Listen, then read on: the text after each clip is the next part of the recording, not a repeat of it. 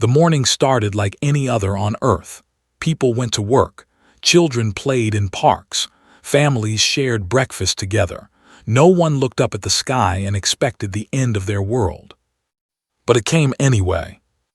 The Empire had watched humanity for decades.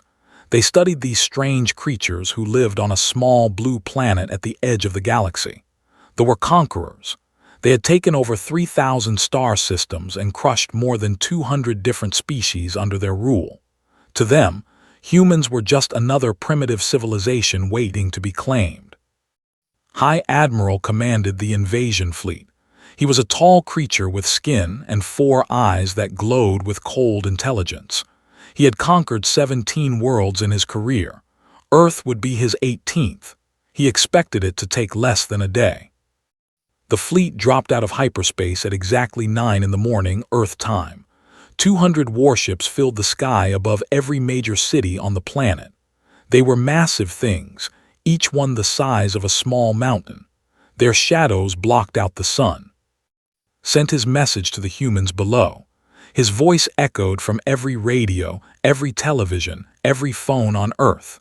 He spoke in a cold and calm tone. People of Earth, your planet now belongs to the Empire. Lay down any weapons. Surrender your leaders. Resistance will result in death. You have 1 hour to comply. For a moment the world stood still. Then the panic began. But not everyone panicked. Commander Jack was stationed at a military base in Colorado when the ships appeared. He was a man in his early 40s with his hair and steel in his eyes. He had served in 3 wars and had seen enough battles to know when one was coming. He grabbed the radio and started calling every base he could reach. The response was chaos. Governments were falling apart. Leaders were hiding. Some were already trying to surrender. Jack refused to accept it. His wife, Captain Laura, was a pilot stationed at an air base in California. When Jack reached her on the radio, she was already climbing into her fighter jet. "They want us to surrender," Jack said. "I heard," Laura replied. Her voice was steady. "What's the plan?" "We fight." "Good, I was hoping you'd say that." The hour passed and humanity did not surrender. Some tried. Some governments sent messages of submission to the alien fleet. But across the world, millions of ordinary people made a different choice. They picked up weapons. They gathered in the streets. They looked up at those massive ships and decided they would rather die fighting than live as slaves. High Admiral was annoyed. This was supposed to be simple. He gave the order to begin the subjugation bombardment. Fire rained from the sky. Cities burned. New York, Tokyo, London, Paris, all of them were hit in the first wave. The death toll climbed into the millions within hours. The ground troops landed in organized formations, expecting terrified survivors who would bow before them. What they found was something else entirely. Jack led a group of soldiers through the ruins of Denver. They had lost contact with Central Command. They had limited ammunition. They were outnumbered by alien soldiers with superior technology. None of that mattered to Jack. He set up ambushes in the rubble. He used the destroyed buildings as cover. He taught his soldiers how to aim for the weak points in the armor. When one of his men asked how they could possibly win against such a powerful enemy, Jack gave a simple answer. "We don't have to win today. We just have to make them bleed. Make them pay for every street, every building, every inch of ground. Make them understand that taking Earth will cost them more than it's worth." The soldiers listened, and they fought. Across the ocean, Laura was in the air. Her squadron had been reduced to just 5 jets, but they were still flying. The fighters were faster and better armed, but Laura had something they didn't expect. She had creativity. She flew her jet through the narrow canyons of the Rocky Mountains, using the terrain to confuse the enemy sensors. She led fighters into traps where ground forces could hit them with missiles. She attacked supply ships when they least expected it. In one daring run, Laura and her squadron destroyed a troop transport carrying over 1,000 soldiers. It was the first major victory of the resistance. The news spread like fire. All over the world, people heard about the pilots who fought back. They heard about the soldiers who refused to kneel. Hope began to grow in the hearts of the survivors. By the end of the first day, humanity had lost millions of lives and dozens of cities. But they had also destroyed 17 warships and killed thousands of alien soldiers. It was a ratio of loss that they had never experienced before. High Admiral stood on the bridge of his command ship and stared at the reports in disbelief. His 4 eyes blinked slowly as he read the numbers again and again. "This is not possible," he said. "They are primitives. They should have surrendered within the hour." His second-in-command, a younger officer named, stood beside him. "They are not like the other species, Admiral. They do not behave according to our models." "They are insects," snapped. "Insects do not fight back against gods." But the insects kept fighting. The second day was worse for the human resistance cells formed across every continent. Civilians with hunting rifles joined soldiers with military weapons. Scientists worked frantically to study the fallen alien technology and find weaknesses. Factories that had made cars now made weapons. By the third day, High Admiral made a decision he had never made before in his career. He ordered a tactical retreat. The fleet pulled back to orbit around the moon. The ground troops were evacuated. The Empire, conqueror of galaxies, had been stopped by a species they considered barely more than animals. Back on Earth, Jack stood in the ruins of what used to be a city. His uniform was torn and covered in dust. His face was tired but determined. Laura landed her damaged jet nearby and walked over to stand beside him. "They're retreating," she said. "For now," Jack replied. "They'll be back." "What do we do until then?" Jack looked up at the sky where the alien ships had disappeared. "We get ready. We learn everything we can about them. And when they come back, we make them regret ever finding our planet." Laura nodded. She took his hand in hers. The first battle was over, but the war had just begun. And somewhere out in the stars, a galactic council was about to learn that humanity was not a species to be underestimated. 3 months passed since the day the sky burned. Earth was still covered in scars. Broken cities stood as monuments to what humanity had survived. But in those ruins, something remarkable was happening. Humanity was rebuilding, and it was rebuilding fast. The fleet still waited near the moon, watching and waiting. They did not attack again. They did not leave either. It was as if they were frozen in confusion, unsure of what to do with a species that refused to behave the way conquered peoples were supposed to behave. Then came the message.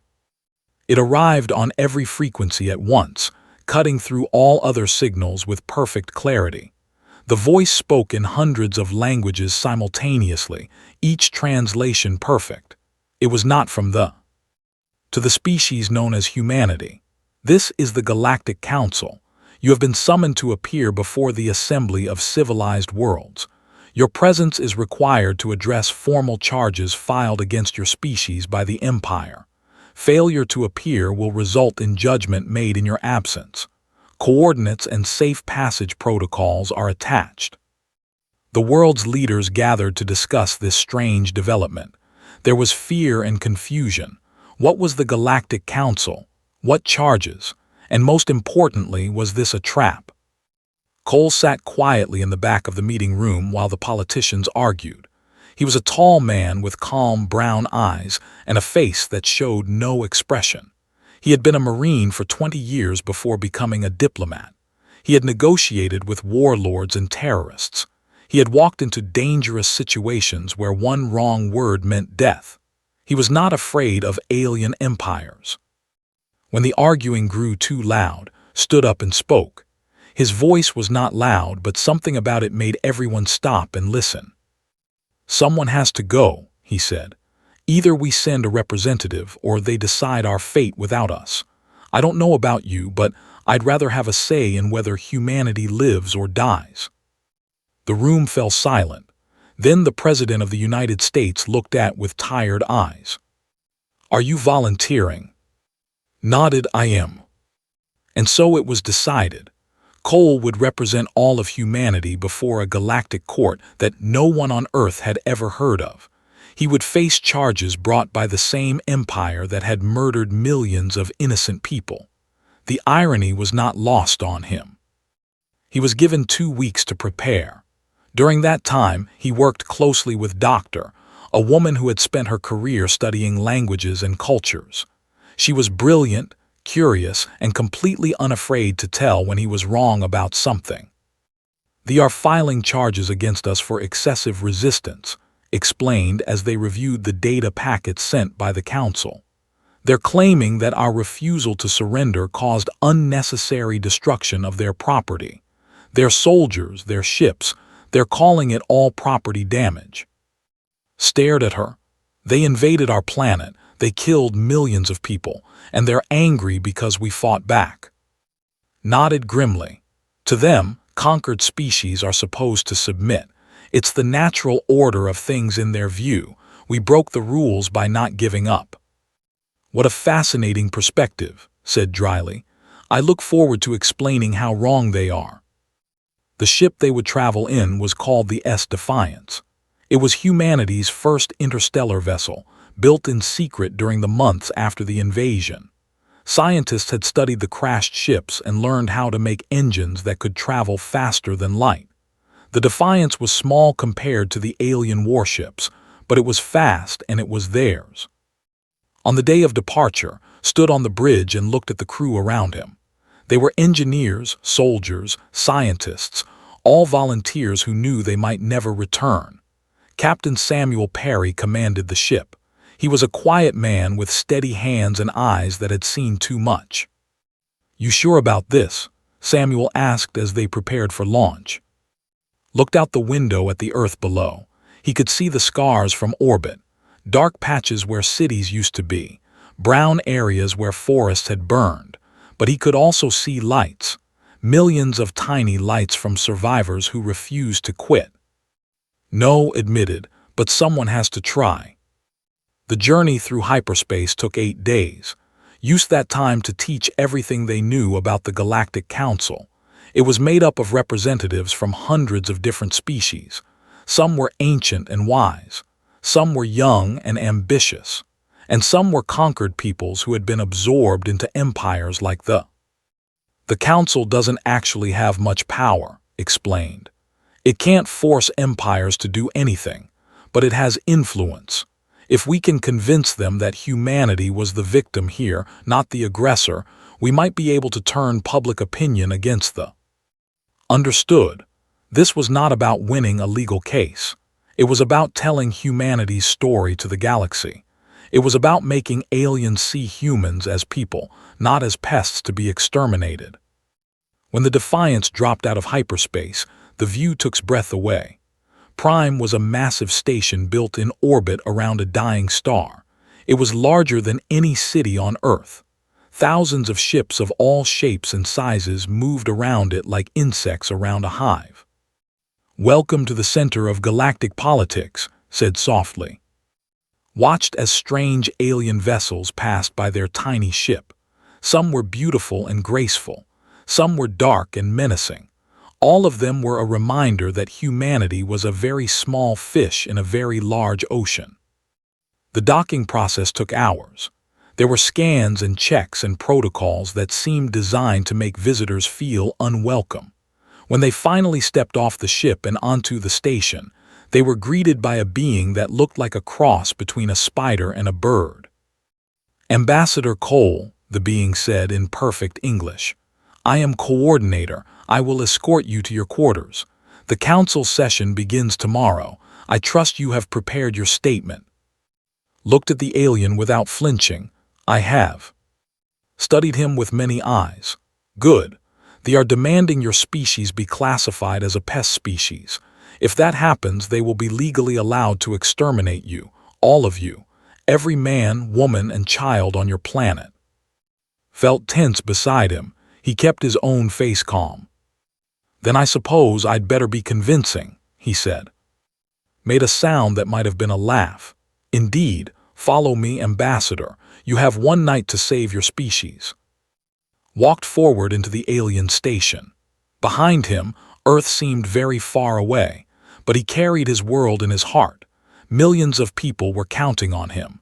Millions more had died so that he could stand here and speak for them. He would not fail them. He could not fail them. Tomorrow the galaxy would hear humanity's voice, and Cole would make sure they listened. Did not sleep that night.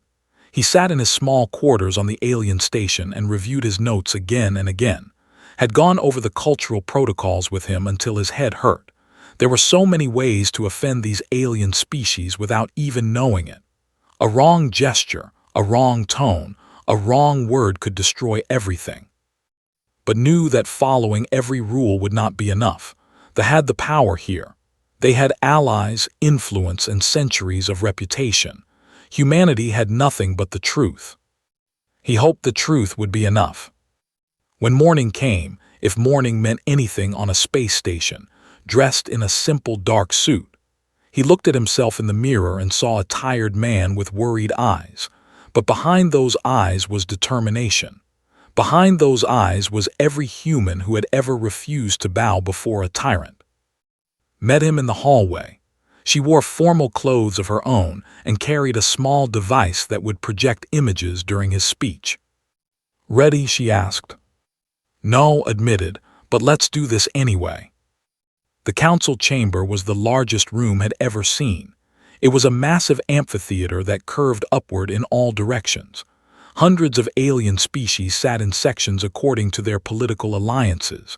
Some had scales, some had fur, some had no bodies at all and existed as floating lights. The variety of life in the galaxy was beautiful and terrifying all at once.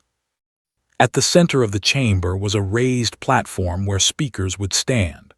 Above it hovered a massive screen that would display evidence and translations. The whole room hummed with quiet conversation as walked in. The talking stopped. Every eye, every sensor, every organ of perception in that room turned to look at the small human walking toward the platform, felt the weight of their attention like a physical force pressing against him. But he did not slow down. He did not look away. He walked with his head held high until he reached his designated spot. Across the chamber, the delegation sat in a place of honor. High Chancellor led them. He was even more intimidating than had expected. His skin seemed to absorb light. His 4 eyes burned with ancient cruelty. He looked at the way a person might look at an insect that had somehow learned to speak. A booming voice filled the chamber. It came from the Prime Arbiter, a being made entirely of crystal who served as the judge of council proceedings. "This session is called to order. We are here to address formal charges brought by the Empire against the species known as humanity, native to the planet Earth. High Chancellor, you may present your case." Rose from his seat and walked to a platform opposite. His movements were slow and deliberate, designed to show that he was in no hurry. Time was on his side, and everyone knew it. "Honored members of the council," began. His voice was deep and smooth like honey mixed with poison. "The Empire sought only to bring order to a primitive world. Our intentions were peaceful. We offered the humans a chance to join our great civilization, to benefit from our protection and guidance." Felt his hands tighten into fists at his sides. Placed a gentle hand on his arm, reminding him to stay calm. "Instead," continued, "these creatures attacked our soldiers without provocation. They used barbaric tactics that violated all standards of civilized warfare. They destroyed our ships, killed our people, and caused immeasurable damage to imperial property." Paused and looked around the chamber with an expression of wounded righteousness. "We ask the Council to recognize humanity as a pest species. They are too dangerous to be allowed among civilized worlds. Too violent, too unpredictable. For the safety of the galaxy, they must be contained and, if necessary, eliminated." Murmurs spread through the chamber. Many of the alien representatives nodded in agreement. They had powerful allies, and they were all watching with satisfaction. The Prime Arbiter's crystal form chimed. "Ambassador Cole, you may now respond to these charges." Walked to the center of the platform. He felt very small standing there, surrounded by thousands of beings who saw him as barely more than an animal. But he remembered the burning cities. He remembered the dead. He remembered Jack and Laura and everyone else who had fought to give humanity a chance. He would not waste that chance. "Honored members of the council," began. His voice was calm and steady. "I thank you for the opportunity to speak. I understand that many of you have already made up your minds about humanity. The High Chancellor has painted a very clear picture. We are savages. We are dangerous. We are insects that dared to bite back." He paused and let the words hang in the air. "But I would like to ask the council one simple question. If a stranger came to your home uninvited, if that stranger burned your cities and killed your families, if that stranger demanded that you surrender everything you are and everything you love, what would you do?" Silence filled the chamber. "Would you kneel?" continued. "Would you accept slavery for yourself and your children? Would you thank this stranger for the privilege of being conquered?" He turned to look directly at. The High Chancellor's eyes narrowed. "Or would you fight?" Pointed at the delegation. High Chancellor speaks of provocation. He speaks of barbaric tactics. He speaks of property damage. But he does not mention the millions of innocent humans who died in the first hours of his attack. He does not mention the children who burned in their homes.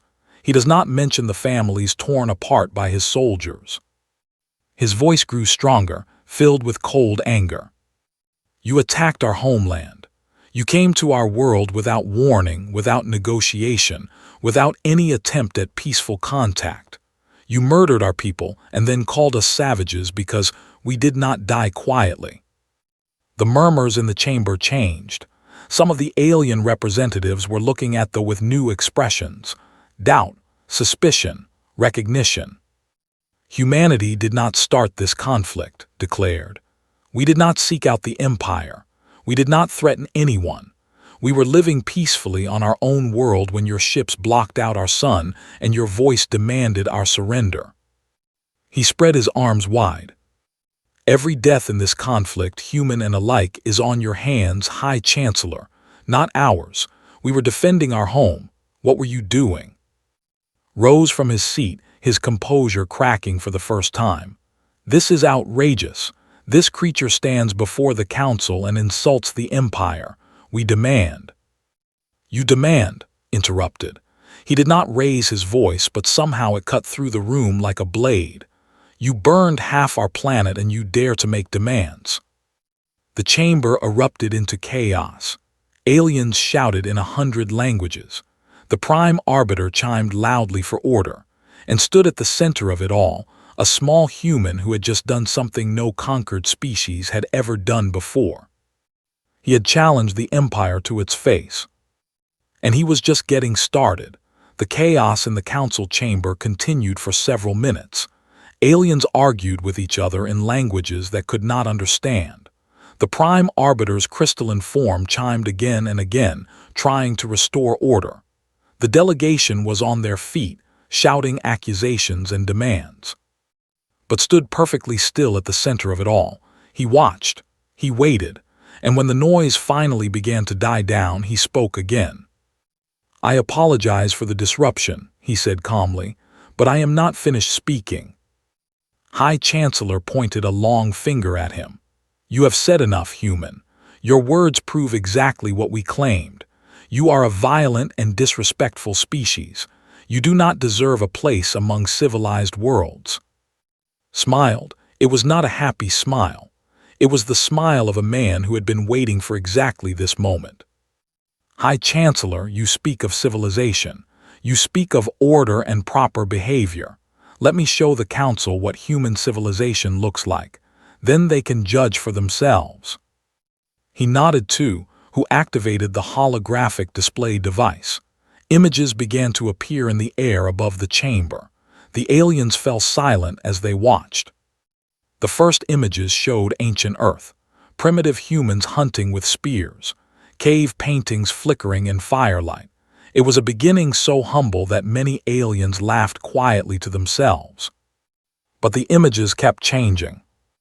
They showed civilizations rising, great pyramids and temples built by hands and determination, ships crossing vast oceans, cities growing from small villages, wars fought and ended, disasters survived, plagues overcome.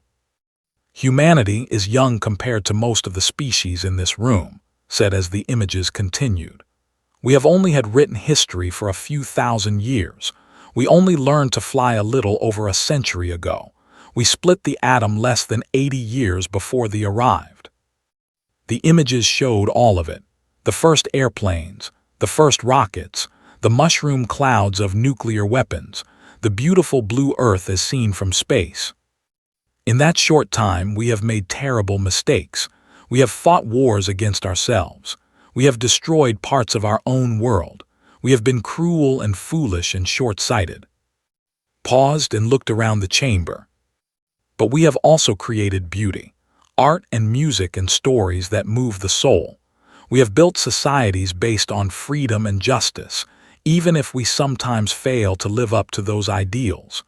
We have reached for the stars even when we did not know what we would find there. The images changed again. Now they showed the invasion, the ships filling the sky, the cities burning, the dead lying in the streets. And when your empire came to destroy us, we did something that surprised you.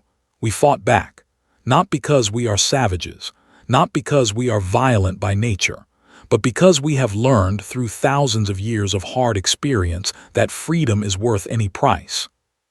The images showed the resistance, soldiers fighting in the ruins, civilians standing together, pilots flying against impossible odds. You conquered over 200 species before you found us, continued. Not one of them resisted past the first week. You assumed we would be the same, but you made a critical error, High Chancellor.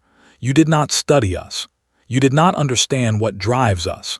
You saw a primitive world and assumed it held a primitive people. He stepped closer to the delegation. Let me tell you what drives humanity. We have a word for it. We call it hope. Even when everything seems lost, even when the enemy is stronger and victory seems impossible, humans hope. And that hope makes us fight when others would surrender. It makes us stand when others would kneel. Laughed, but the sound was hollow. Hope, a childish fantasy. The universe does not care about hope. It cares about power. And the Empire has power beyond anything your species can imagine. Nodded slowly. Yes, let's talk about the power of the Empire. He gestured too, and new images appeared. These were not from Earth. These were data charts and maps and statistics gathered from captured technology and defectors who had secretly made contact with humanity. Your empire has grown for over 5,000 years, said. You have conquered system after system, species after species. But empires that grow too fast become weak. Your forces are stretched across 3,000 star systems. Your military is spread thin. Your economy depends on resources taken from conquered worlds. The council chamber grew very quiet. This was not the kind of information that was supposed to be discussed openly. The resistance on Earth cost you 17 warships and thousands of soldiers in just 3 days, continued. That is more than your last 50 conquests combined. Your generals are worried. Your economists are concerned. Your emperor is asking questions that High Chancellor does not want to answer. His face had gone pale. How do you know this? This is classified information. Smiled again. We had 3 months, High Chancellor. While you sat in orbit trying to understand what went wrong, we were busy. We were learning. We were preparing. He turned back to address the full council. I am not here to threaten the Empire. I am here to tell the truth. The truth is that humanity is not easy prey. The truth is that your empire is not as invincible as it pretends to be. And the truth is that there are other species in this room who have suffered under rule. Species who remember what freedom felt like. species who might be wondering if resistance is really as impossible as they were taught to believe. The chamber erupted again, but this time it was different. Could see aliens from conquered worlds looking at each other with expressions he recognized. It was hope, the same hope he had just spoken about.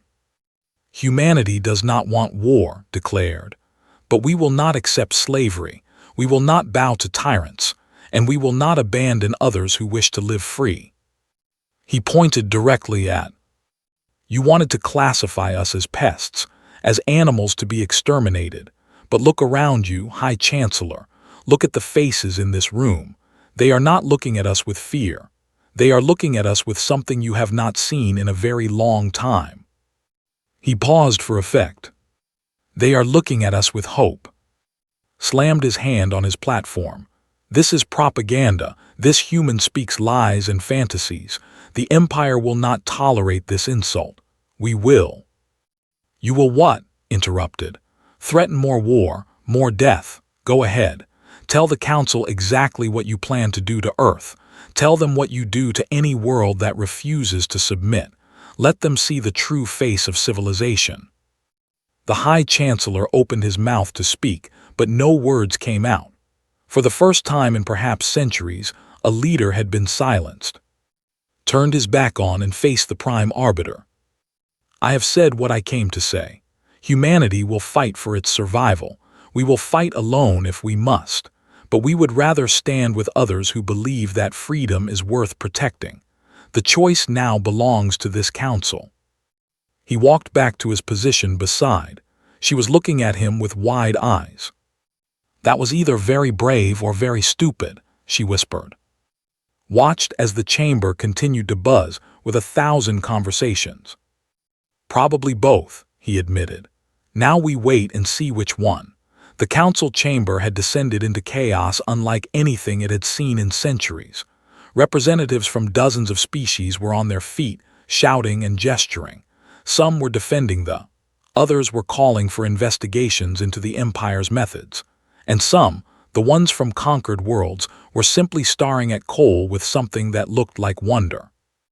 High Chancellor stood at his platform, trying to regain control. His 4 eyes darted around the room as he realized that the careful political order he had always relied upon was crumbling. "Silence," he roared. "This council will not be swayed by the lies of primitives. The Empire demands justice. We demand that humanity be classified as a pest species. We demand the right to cleanse them from the galaxy." The Prime Arbiter's crystal form pulsed with light. "High Chancellor, threatening language is not permitted in this chamber." "It is not a threat," snarled. "It is a promise. If this council refuses to act, the Empire will take matters into our own hands. We will return to Earth with a fleet 10 times the size of our first. We will burn that planet to dust. And then we will find any species that supported these humans and burn them too." The chamber fell silent. This was the naked face of imperial power. This was what the Empire truly was beneath its claims of civilization and order. Stepped forward once more. His voice was quiet, but in the silence of the chamber, everyone heard him clearly. "Is that your final word, High Chancellor?" Turned to look at him with pure hatred. "It is human. You have perhaps 10 of your Earth days before my fleet reduces you to ash. Enjoy them." Nodded slowly, then he smiled. It was not a kind smile. "Then I suppose now is the right time to share one more piece of information." He looked at who activated the display device one final time. The image that appeared made even the Prime Arbiter's crystal form dim with surprise. It was a fleet, human ships, hundreds of them, arranged in formation around Earth. They were not primitive vessels held together with hope and desperation. They were sleek and powerful warships built with technology that matched anything in the armory. "During the 3 months since your invasion," explained, "humanity was not only rebuilding, we were adapting. Your crashed ships taught us how to build hyperspace engines. Your captured weapons showed us how to arm ourselves, and your arrogance gave us all the motivation we needed." He pointed at the image. Earth is no longer defenseless. We have shipyards producing new vessels every week. We have weapons that can match your own, and we have allies." The image changed to show other ships joining the human fleet. They were different designs, clearly not human. Saw the shock spreading through the delegation. "During these 3 months, certain parties made contact with us in secret," continued. "Species who have lived under rule for generations. Species who never believed freedom was possible until they saw us fighting for hours." He looked around the chamber at the representatives from conquered worlds. "They came to us quietly. They shared technology and information. They asked if we would stand with them when the time came to resist. We said yes. Was shaking with rage. Treachery, betrayal, you will all suffer for this." But something was happening in the chamber. Representatives from conquered species were rising to their feet. One by one, they stood and faced the delegation. There was no shouting. There was no anger on their faces. There was only quiet determination. The first to speak was a being with green scales and gentle eyes. Recognized her species from briefings. They had been conquered over 1,000 years ago. "The stand with humanity," she said simply. Another representative stood, a tall creature with 4 arms and skin like polished wood. "The Alliance stands with humanity." More voices joined in. Species that had been silent for centuries were finding their words again. The trickle became a flood until it seemed like half the chamber was standing in support of Earth. High Chancellor looked at the Prime Arbiter. "This is illegal. You cannot allow this rebellion." The Prime Arbiter's form pulsed thoughtfully. "The Council has no authority over the internal decisions of member species. If they choose to form alliances with humanity, that is their right. Then the Empire will crush them all." "Will you?" The voice came from an ancient being, a member of one of the oldest species in the galaxy. Had not noticed him before, sitting quietly in the shadows. "Will you fight a war on dozens of fronts against enemies who are no longer afraid of you? Will you spend resources you do not have? Will you watch your empire crumble because you could not accept that one small species refused to kneel?" Had no answer. The Prime Arbiter spoke again. "This council has heard the arguments. We will now vote on the petition to classify humanity as a pest species."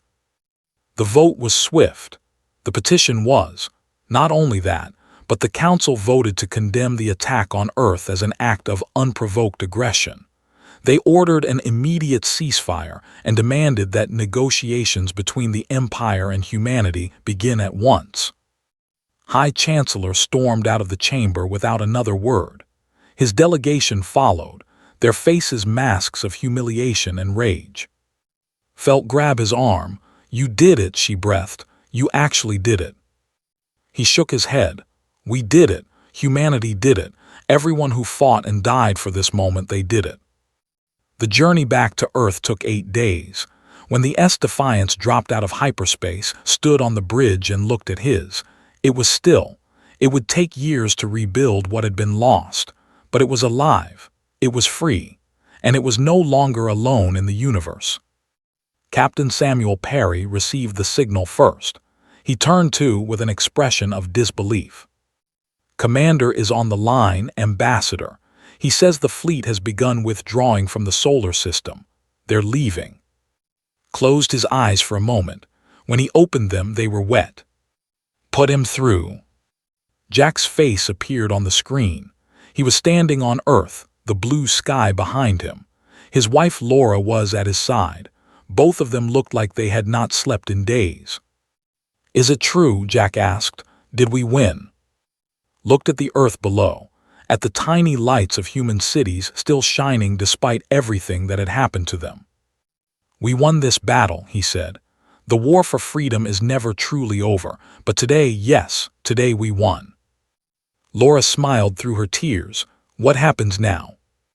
Thought of the allies they had made, the enemies they had created, and the long road ahead. He thought of the children who would grow up knowing that humanity had a place among the stars. He thought of the future they had fought to protect. Now, he said, we build something new, something better. A galaxy where no one has to be afraid of tyrants. A galaxy where freedom means something. He looked at the stars stretching out in every direction, infinite and full of possibility. Now we begin.